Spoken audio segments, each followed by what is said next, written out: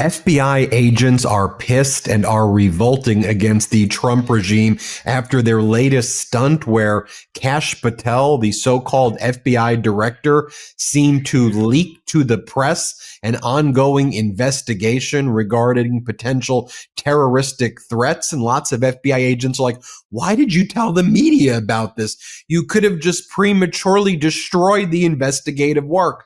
Well, this former FBI agent, Kyle Seraphin, predicted this was going to take place because, you see, Kash Patel was embroiled in a major scandal of his own making after he was caught flying around his 26-year-old girlfriend to various events back in April to like country music festivals, I believe, and most recently over the past week to a Penn State wrestling event where she was, I think, singing, and then he was using the taxpayer jet, a $60 million jet, to basically fly her around. And then the flight record showed that they went back to Tennessee together. And this former FBI agent, Kyle Seraphin, called it out. And then the FBI private jet was then removed from the public tracker, which had never happened before. So Kyle Seraphin predicted what was going to happen as that scandal was taking place. He said there's going to be a wag the dog moment, if you will, here, where he says FBI Director Kash Patel will be announcing a big international arrest in order to draw attention away from his optics disaster at Penn State College and Nashville with his girlfriend. The arrest will be from an investigation that predates his time as a director. Bookmark it. And then we learned right away, almost like directly after that message was posted, CNN goes, AK-47s, online chats, and a Pumpkin Day reference leads the FBI to avert a potential ISIS-inspired terror attack. And there's more than meets the eye there with Ken Delanian's reporting. He says, Carol Lettig, she's a great reporter at Washington Post, and I are told that senior DOJ and FBI officials are frustrated that FBI Director Kash Patel publicly disclosed a Michigan terror investigation before a criminal complaint was prepared and before key details were clear, including what exactly this plot entailed. These were young people radicalized online, we are told. Just how capable they were or how imminent this was remains to be seen. And now the FBI is like, you could have just thrown away our investigation. Now, Kyle Seraphin did this investigative work by tracking the FBI public jet past flights, and he saw that the jet landed at Penn State University's local airport, and then it flew back to Nashville. Now, this is where Kash Patel's 26-year-old girlfriend lives in Nashville. Her name is Alexis Wilkins. She then attacks Kyle Seraphin and says, what are you going to do to grift? Create fake outrage and posts about now, Kyle? What are you going to do? And then Kyle responds, one of us has an FBI security detail despite not being part of the government or even married to someone in the government.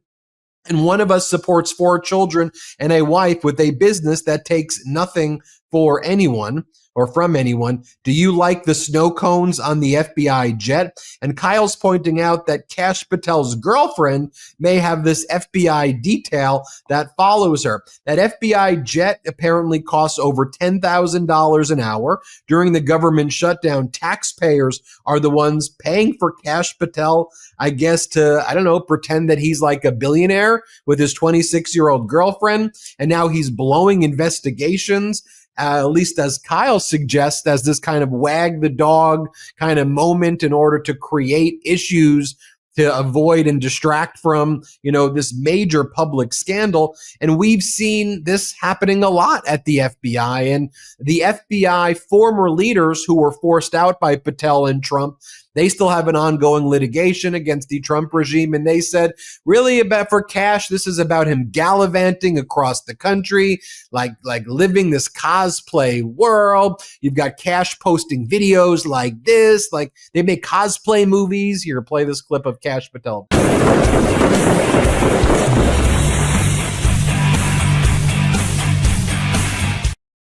ridiculous stuff.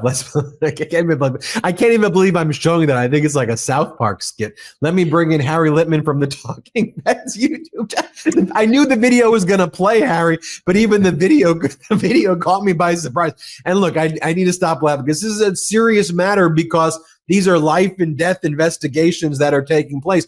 You're a former United States attorney from the Western District of Pennsylvania. You were a former leader at Maine Justice back in the day. So you know how important the integrity of the FBI is. And so often we talk about, what Trump's posting, how he's undermining cases, but through what Patel's doing, there are so many cases out there that are getting screwed up right now because of people like Patel and what Trump's doing. Talk to us about it, Harry. I did just a quick comment for Starsman about the irony of that little Miami Vice or whatever it was skit. This guy with no FBI experience, his main connection with the FBI is that he's hated it and called it part of the deep state. Same thing with his deputy, and now, strutting around, looking like a tough guy, clothed in, FBI garb. Unbelievable.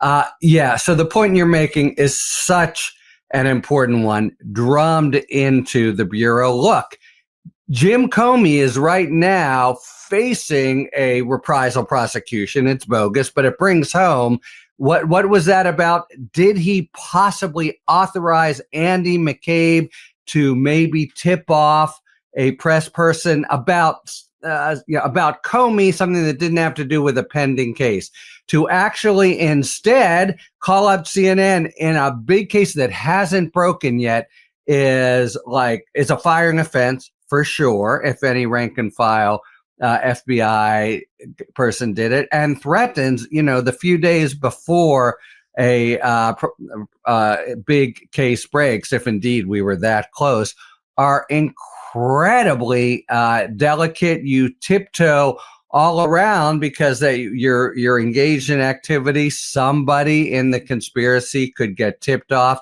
and the whole thing could just crumble from some careless suggestion.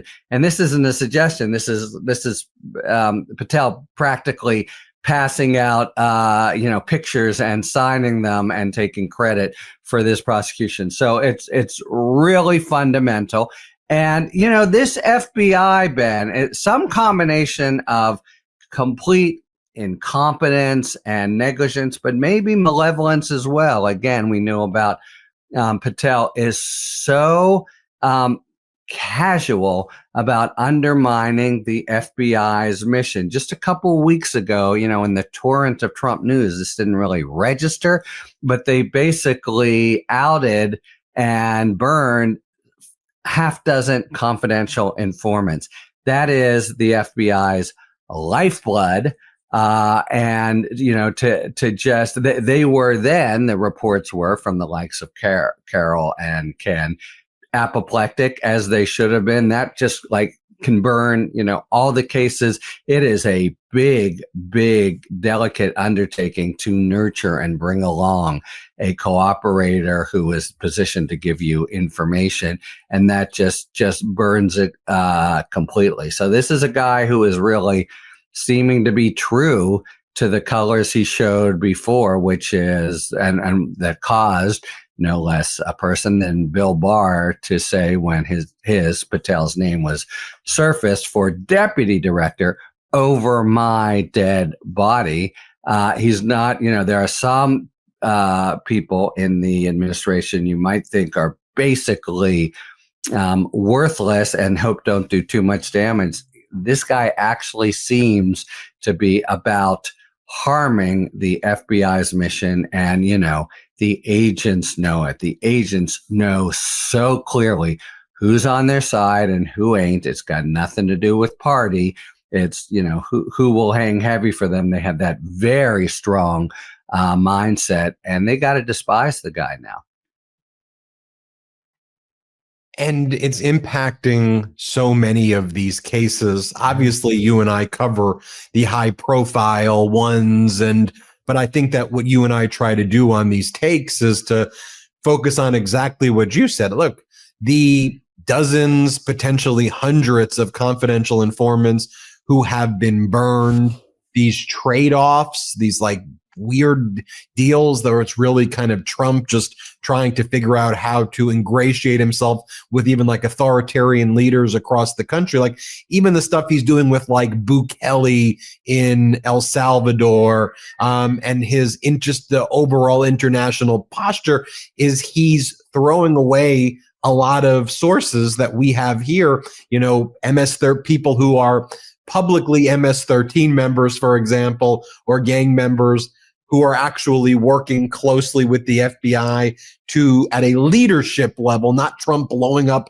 random boats in the Caribbean, but like we've sent back, I know, to Bukele, people who were Bukele's enemies, but who were actually here pretending to be leaders of these organizations, but actually serving as informants and giving information to the FBI.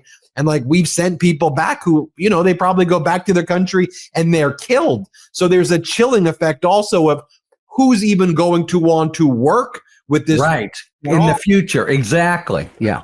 We see all these drug prosecutions have decreased dramatically. All of the, the types of the sex trafficking cases have decreased dramatically in the investigations. I'll give you the final word, but this is permeating the system. Things are far more dangerous now, Harry.